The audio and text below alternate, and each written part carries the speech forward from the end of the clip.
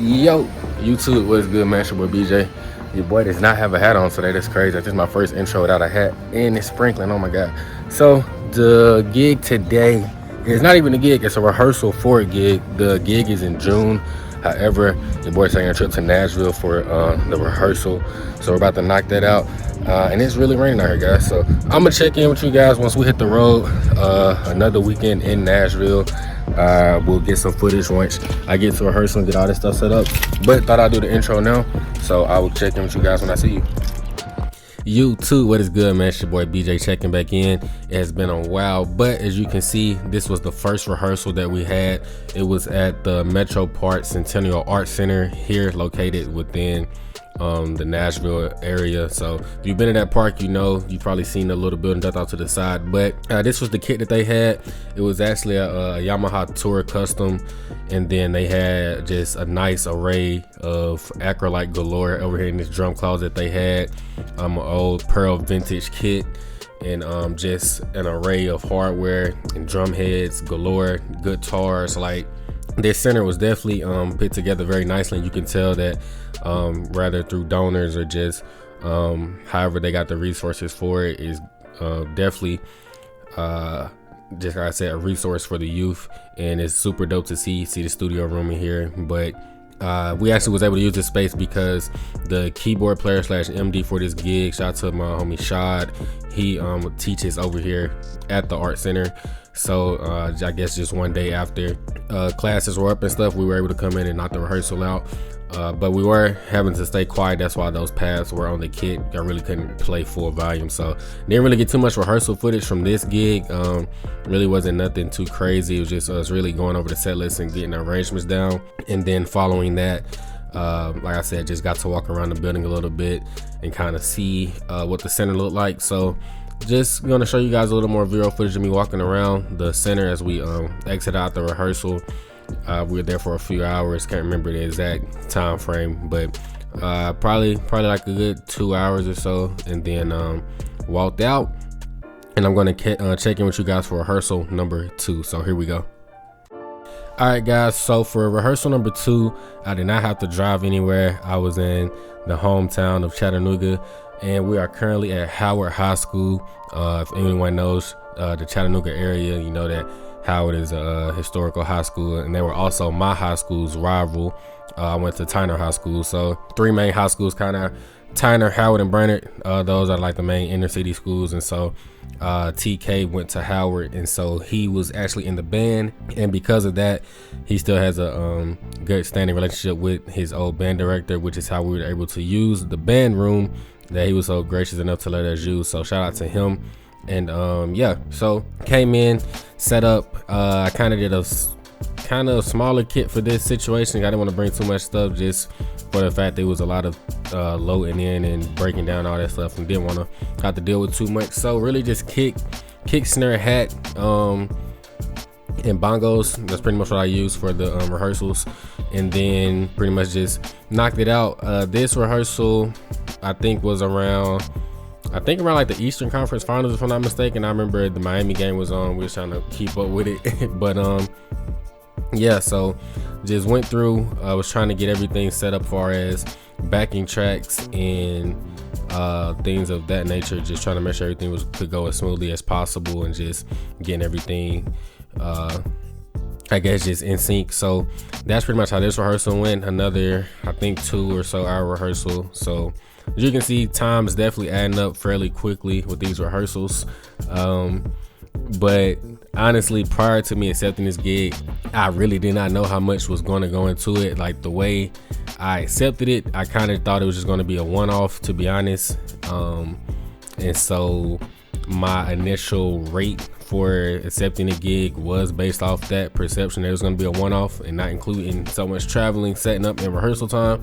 So that's a whole nother story that I'm going to dive into at the end of the video, but pretty much is going to walk you guys through more so of the pre-show stuff.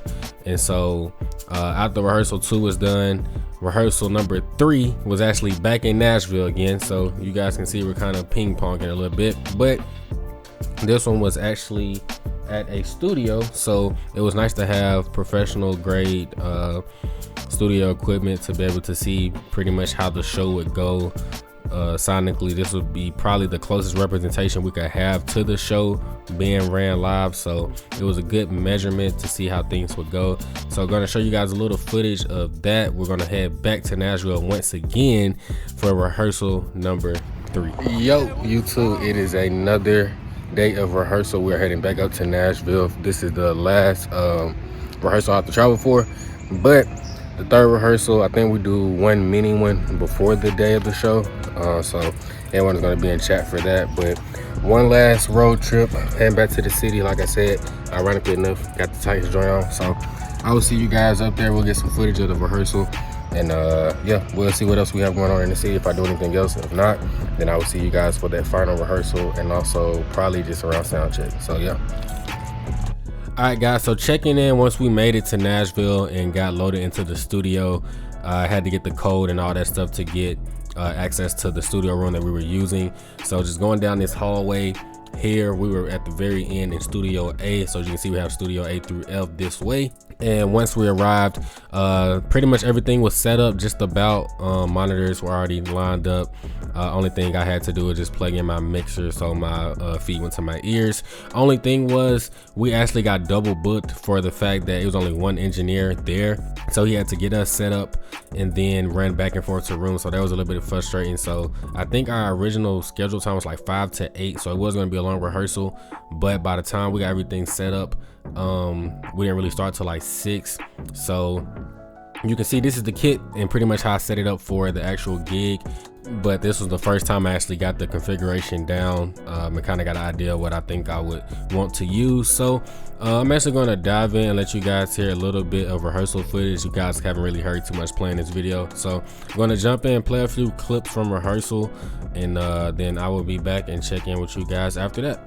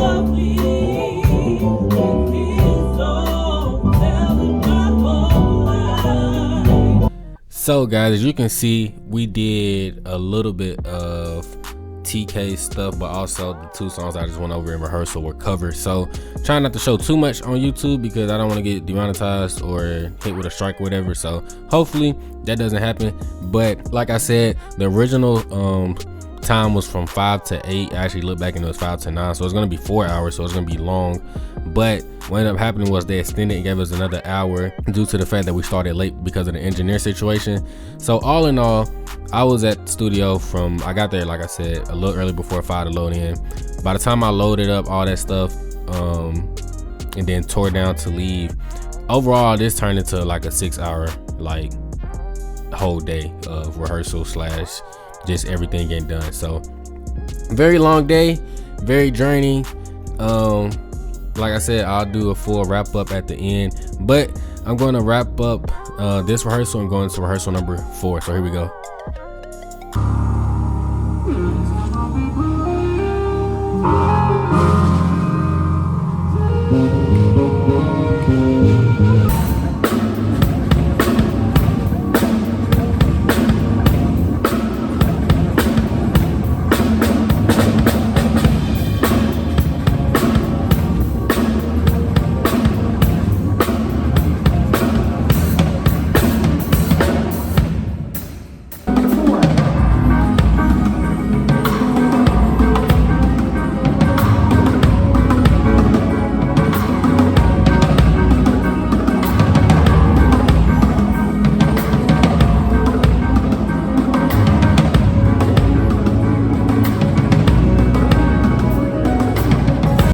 All right, guys, I think this is a good stopping point to kind of, I guess, do the full rundown of the gig situation now and just like have some background stuff going on from the rehearsal, because I pretty much recorded the entirety of the show. We went through it like 2 times, so this ended up being like another probably 3 or 4 hours rehearsal.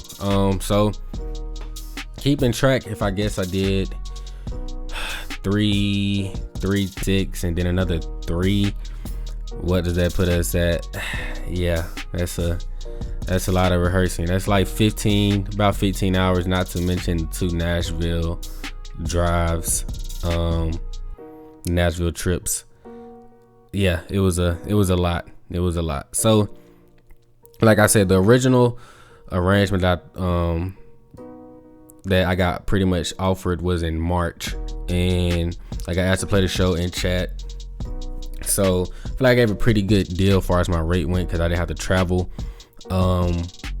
But like I said, that was in March. I didn't really start getting updated things far as how the gig would go until like maybe late April, and then like as you can see, we started rehearsing in May, and then it went on into June. So it's like a 3-week span of rehearsals and getting everyone together. So the bass player, he's from Atlanta. Of course, you have me in Chattanooga. Then you have TK, the lead artist. He's based in Nashville, as well as the piano player / MD. He's also in Nashville. So it's a lot of moving parts. Thing that was going on was we were running the show, so we were running the stems for click as well as track. And in rehearsal, like we didn't separate them, so it was all just running mono, all straight down the middle. And so that was cool, but I was being asked like on a few occasions, like I think the first rehearsal would be cool, like to run it on my computer, and I didn't mind that. Like, so I ran Logic primarily for production as well as like live performances. I do everything out of Logic. And the show was being ran out of FL, but the version that it was ran out of, like, you can run a show out of anything pretty much, but the version it was ran out of, I think, was 11, and in 11 I don't believe you can split when you send the tracks to the mixer. I think it's 12 and above, but yeah, we was trying to help him out to figure out ways. And so the only downside essentially was, like I said, you don't have control of being able to split the tracks, which is very important for live shows. So like I said, we're trying to get it done so that it can run on my computer, but pretty much after every rehearsal things would get changed in the arrangements to where I wouldn't end up having the final mix, or just being able to import those stems and change anything as adjustments were being made to the show. And by the time we got to this point, like, you don't want to change what's already been working for rehearsal, because like you've already been locked in that many hours of rehearsal of like what needs to work and what can work. But up until this point, you know what I'm saying, we was under the pressure that it would still get figured out. That did not happen. So on the day of the show, you guys will see we had a problem with that, and just it had to run pretty much just track and no click. But by that point, I mean, we already know the show, so it's not a big deal. However, that still was just, I guess, an unfortunate annoyance, I guess, that came along with that. But like I said, besides like all the driving and having to tear up and set up and tear down and all that, like the multiple times, like the radar charge, honestly, I like looking back, I should have went back and we should have had a conversation about adjusting the rate just based off how much was going on. Like, yes, gas was covered, but in the same sense, I'm just talking to my younger guys now, make sure that you get full details of everything. If you do invoices, like have all those things like in writing, get all those things situated, just to cover your end of the spectrum. But also just like respect your time, respect like the amount of work that you put into a show for an artist or just anyone you're playing for, because you don't want to have to sacrifice and, you know what I'm saying, run yourself on fumes and not be compensated fairly for it. So ultimately, like I said, at the end of the day, I'm still going to like put the fault on me for not like I said, renegotiating and also getting all those details put out front first, in order to get that, you know what I'm saying, everything situated together how it should have been. But like I said, it was a learning experience. Pretty sure multiple musicians can say they've been in a situation to where just pay and all that stuff just it just didn't equal out to the amount of work that you put in. I'm still grateful for, like, you know what I'm saying, opportunities and connections I made through the show. Like, I definitely did learn a lot. It was just that in those situations, you pretty much, honestly, I lost money. I pretty much paid money to play this gig, essentially. So that's how I look at it. But in the sense of it, I said I did learn from it, and just passing the knowledge on to you guys. And yeah, that's pretty much how all that stuff unfolded. But other than that, man, like I said, that's pretty much gonna wrap up the last rehearsal. We're gonna jump into the actual show day, and that's gonna like wrap up the video. I'll come back and kind of just like do like an outro or whatever, and then kind of explain the setup of everything I was running as far as gear once we get to the venue on show day. So yeah, let's go ahead and jump into that now. Yo, YouTube, what's good, man? It is the day of the show. As you can see, just pulled up to the venue. Songbirds and good old Chattanooga. So essentially, load time is at 3. It's like 2:45 right now, so I'm a little early, but that was the game plan, honestly. So I'm gonna load in, show you guys kind of like the setup process that you've seen a million times before, but just get a vibe of the venue and all that good stuff once I get in. So thought I would check in, but I'll see you guys once we get in. All right, guys, and once you walk into the venue, you can see to your right here we have a club by the name of the Blue Light, and if you look over to your left, you see Songbird, see the elevator that takes you up, or the stairway. Either way you want to go up. If you walk back here, straight back, you can kind of see the Chattanooga Choo Choo museum that's located downtown in Chattanooga. The bulletin board just showing what's kind of coming up for events and stuff like that. But we're going to head upstairs, and once we make it upstairs, we are greeted by people working at the desk, and they let me know that I have free parking. They just have to make me a little car voucher thingy, so they make that for me, and I head back downstairs. Once I do that, I believe this lady here is the manager of the venue, but she was super nice and like helped me carry my stuff into the elevator and allowed me, you know what I'm saying, to get my stuff up, and 1 to 2 trips versus having to tote it up the stairs. So shout out to her for that. But yeah, once we you know what I'm saying, go outside to get the second load, we see TK and his mom. She brought some food for the band as well as everyone else, the singers and the dancers and stuff. So shout out to her for that. And then heading upstairs, you can kind of see the way they had the venue laid out. Super dope space. So the way Songbirds is laid out is kind of like an A and a B venue. So this would technically be the B venue upstairs. Downstairs, it's like a full size venue. Upstairs, it's like it doubles as a museum as well as a more intimate vibe. So pretty much these glass cases here, they are portable. As you can see, they're rolling them out the way.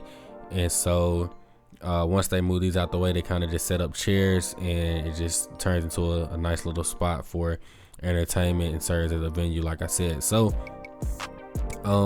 just watching them kind of transform the space into the event for the night. This here going backstage serves as our green room, but it's also kind of like an extension of the museum as well, just more guitar amps and more guitars. So yeah, there were a lot of famous people and influential guitarists over the years. You can see BB King, Chuck Berry, like Les Paul, a lot of well-known figures in the guitar world, and you can see these bad boys back here are just gorgeous. So it was just a nice spot, like it kind of set a nice tone to the environment around us.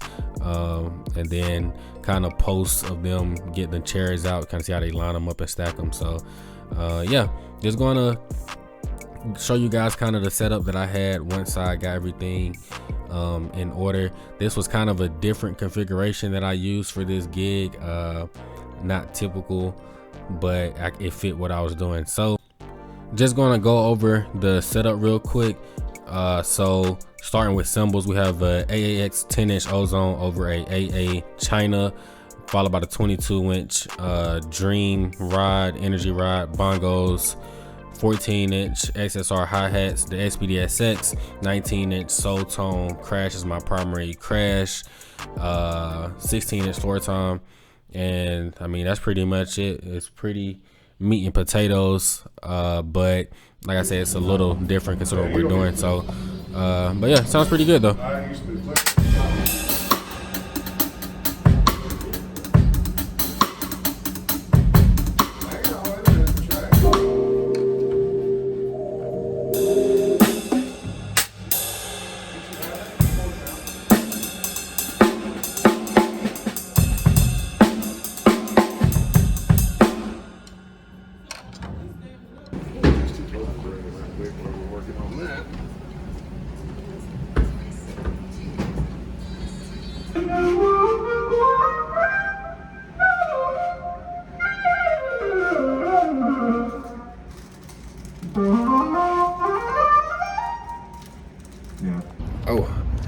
Alright, YouTube, we have wrapped up sound check finally. It is currently like 7:30.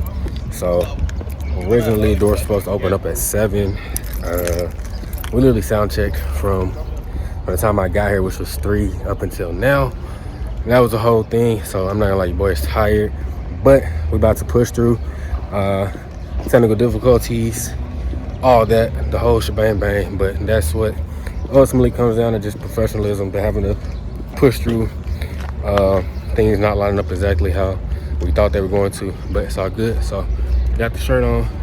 Originally had just a plain black tee. They gave us these shirts, so the fit may look a little shebang bang because these shoes, you know what I'm saying, we're gonna be with a plain black fit. Kind of rambling, but all good. So I'll check back in with you guys once Showtime starts. So peace. All right, guys, before the show officially started, we just lounged in the back. We had some nice finger foods and stuff like that set up for us. So you know what I'm saying, just got me a nice little fruit cup, went on the balcony, kind of just relaxed a little bit before Showtime. Messed with my boy Shot as he was doing some last minute adjustments to the tracks for the show, and then we got to it.